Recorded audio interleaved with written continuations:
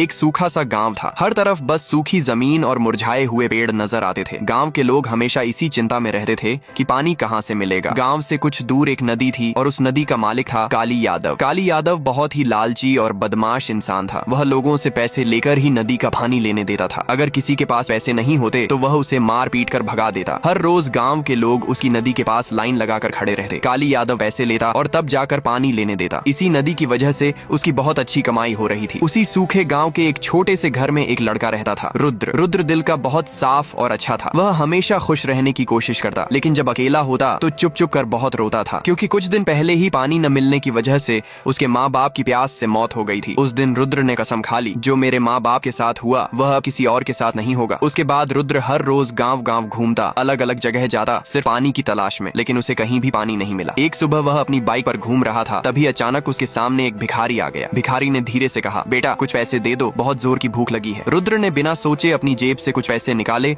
और उस भिखारी को दे दिए। फिर वह बाइक स्टार्ट करके वहां से चला गया। धीरे धीरे शाम हो गई, लेकिन आज भी रुद्र को कहीं पानी नहीं मिला। निराश होकर वह घर लौट आया। जब रुद्र घर में सो रहा था तभी वही भिखारी चुपके से उसके घर के बाहर आया। उसने धीरे से पानी का एक छोटा सा बॉक्स उसके घर के बाहर रख दिया, हल्का सा मुस्कुराया और धीरे धीरे वहां से चला गया। सुबह हुई, रुद्र उठा और तैयार हो गया। उसने सोचा, आज चाहे जो हो जाए मैं पानी ढूंढ कर ही रहूंगा। जैसे ही वह घर से बाहर निकला, उसने देखा बाहर एक छोटा सा पानी का बॉक्स रखा हुआ है। रुद्र उसे बड़े ध्यान से देखने लगा। तभी उस बॉक्स के अंदर से एक आवाज आई, मैं एक जादुई पानी का बॉक्स हूँ, मुझे जहाँ रखोगे वहाँ हरियाली आ जाएगी। रुद्र मुस्कुराया और उस बॉक्स को गांव के बीच में ले गया। सारे गांव वाले वहाँ जमा हो गए, सब उसका जादू देखना चाहते थे। रुद्र ने जोर से कहा, अब देखो इस पानी के बॉक्स का कमाल। अचानक आसमान में हलचल होने लगी। वह पानी का बॉक्स बड़ा होने लगा और धीरे धीरे गांव की सूखी जमीन हरी भरी होने लगी। मुरझाए हुए पेड़ फिर से जीने लगे। लोगों की खुशी का ठिकाना नहीं था। सब नाच रहे थे, गा रहे थे। रुद्र खुशी से आसमान की तरफ देखकर चिल्ला रहा था, मम्मी पापा देखो मैंने कर दिखाया। और जैसे ऊपर से उसके माँ बाप भी मुस्कुरा रहे थे। लेकिन एक आदमी बहुत उदास था, काली यादव। जब वह सुबह उठा और गांव देखा तो उसकी आंखें खुली की खुली रह गईं। यह कौन सा देश है, इतना हरा भरा। वह गांव में इधर उधर घूमता रहा, लेकिन उसे हरियाली के सिवा कुछ नजर नहीं आया। तभी उसकी नजर लोगों पर पड़ी जो खुशी से नाच रहे थे, और उनके बीच में रुद्र खड़ा था। उसके पास ही वही जादुई पानी का बॉक्स था। काली यादव समझ गया, जरूर इस बॉक्स में ही कोई जादू है। उसके दिमाग में एक खतरनाक विचार आया। उस रात रुद्र बहुत थक कर घर आया